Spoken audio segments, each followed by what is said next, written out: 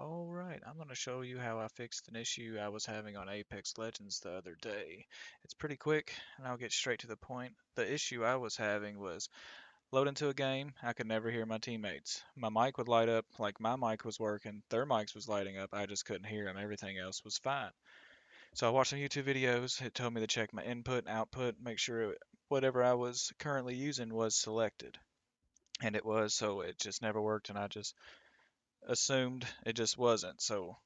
But through playing around, I actually found a way around it. For this to work, you need to have Apex Legends running in the background, and that's pretty much it.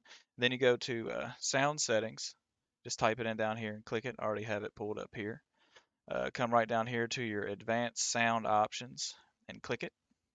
You'll see the game, Apex Legends here, and then you just switch your output to what you're currently using. I'm using my headset, and whatever microphone you're currently using, which is also on my headset as well. And then once you have them set, just restart your game and then try it out and see. And if this helps you out, subscribe. Thank you.